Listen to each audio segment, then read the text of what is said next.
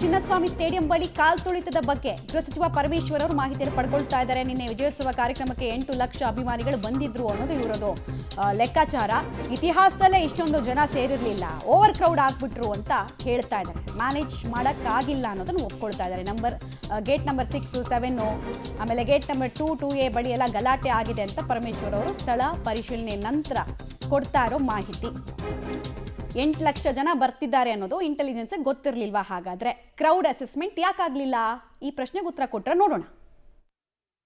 ಗೇಟ್ನಲ್ಲಿ stampede ಆಗಿರ್ತಕ್ಕಂಥದ್ದು, ಅದರಲ್ಲಿ ಅಲ್ಲೇ ಸ್ಪಾಟ್ನಲ್ಲಿ ಸತ್ತಿರುವಂಥ ಮಾಹಿತಿ ಇಲ್ಲ. ಅವರು ಇಲ್ಲಿ ಸ್ಟ್ಯಾಂಪೀಡ್ ಆದಮೇಲೆ ಉಸಿರು ಕಟ್ಟಿ ಅಲ್ಲಿಂದ ಆಸ್ಪತ್ರೆಗೆ ತೊಗೊಂಡು ಹೋಗುವಾಗ ಕೆಲವರು ತೀರ್ಕೊಂಡಿದ್ದಾರೆ, ಆಸ್ಪತ್ರೆಯಲ್ಲಿ ಕೆಲವರು ತೀರ್ಕೊಂಡಿದ್ದಾರೆ. ಅದರಿಂದ ಆ ಮಾಹಿತಿ ಈ ಗೇಟ್ನಲ್ಲಿ ಇಷ್ಟು ಜನ ಸತ್ತರು ಅಂತ ಮಾಹಿತಿ ನಮಗೆ ಇಲ್ಲ. ಆದರೆ ಇಷ್ಟು ಗೇಟು ಸ್ಟ್ಯಾಂಪೇಡ್ ಆಗಿರ್ತಕ್ಕಂಥದ್ದು ಅನ್ನೋ ಮಾಹಿತಿಯನ್ನು ತಮಗೆ ಕೊಟ್ಟಿದ್ದೇನೆ. I repeat, gate number 7, gate number 6, gate number 2, 2A, 16, 17, 18, 21 ಇಷ್ಟು ಗೇಟ್ನಲ್ಲಿ ಸ್ಟ್ಯಾಂಪೀಡ್ ಆಗಿರ್ತಕ್ಕಂಥದ್ದು ಅನ್ನುವಂಥ ಮಾಹಿತಿ. ಆಮೇಲೆ ನಮ್ಮ ಇಲಾಖೆಯವರು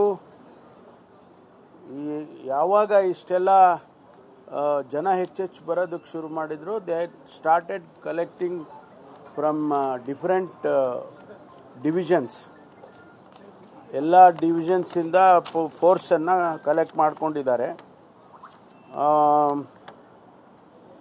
ಎಲ್ಲ DCPಗಳು ಕಲೆಕ್ಟ್ ಮಾಡ್ಕೊಂಡಿದ್ದಾರೆ. DCPಗಳು, ACPಗಳು ಅವೆಲ್ಲ ಸಂಖ್ಯೆನ ಹೇಳಿದಾಗೆ ನಾವು ಅಂದಾಜು ಮಾಡಿದ್ದು ವಿಧಾನಸೌಧ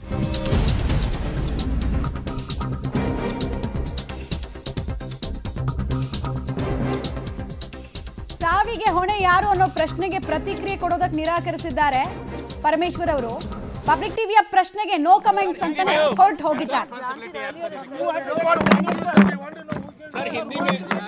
ಹಿಂದಿ ಬರಲ್ಲಪ್ಪ ಸರ್.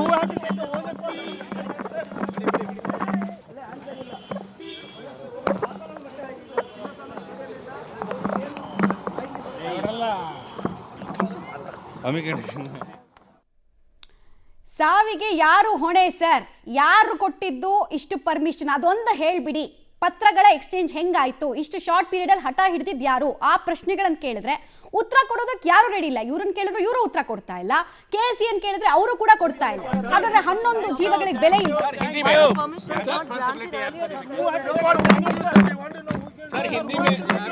ಹಿಂದಿ ಬರಲ್ಲಪ್ಪ ಸರ್.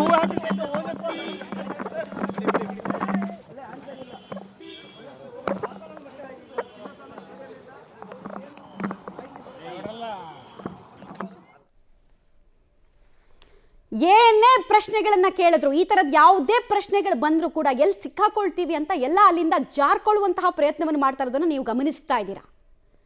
ಆಮೇಲೆ UDR ಅನ್ನ ಮಾಡಿರೋದು ಕೂಡ ಬಹಳ ಹಾಸ್ಯಾಸ್ಪದ ಅಂತ ಅನ್ಸುತ್ತೆ. ಇಲ್ಲಿ ಒಂದ್ ಕಡೆಗೆ ನೆಗ್ಲಿಜೆನ್ಸ್ ಆಗಿದೆ ಅಂತ ಹೇಳ್ತಾರೆ, ನೆಗ್ಲಿಜೆನ್ಸ್ ಆಗಿದೆ ಅಂತ ಸರ್ಕಾರನೇ ಹೇಳ್ತಾ ಇದೆ, ಸರ್ಕಾರದ ಭಾಗವಾಗಿರುವಂತಹ DK ಶಿವಕುಮಾರ್ ಹೇಳ್ತಾರೆ. ಆದ್ರೆ FIR ಮಾತ್ರ BNS ಕಾಯ್ದೆ ಪ್ರಕಾರ ಯಾಕಾಗಿಲ್ಲ? UDR ಹಾಕೊಂಡು ಏನ್ ಮಾಡ್ತಾ ಇದ್ದೀರಾ? BNS 105 ನೆಗ್ಲಿಜೆನ್ಸ್, ಇಡೀ ವ್ಯವಸ್ಥೆಯ ನಿರ್ಲಕ್ಷ್ಯ ಅಂತ ಯಾಕೆ ಹೇಳ್ತಾ ಇಲ್ಲ ನೀವು? ಯಾಕೆ ಸೆಕ್ಷನ್ಗಳನ್ನು ಹಾಕಿಲ್ಲ? ಯಾಕೆ ಯಾರೊಬ್ಬರ ಮೇಲೆ ಕೂಡ FIR ಹಾಕಿಲ್ಲ? ಈ ಪ್ರಶ್ನೆಗಳು ಹಾಗೆ ಉಳಿತಾ ಇದೆ.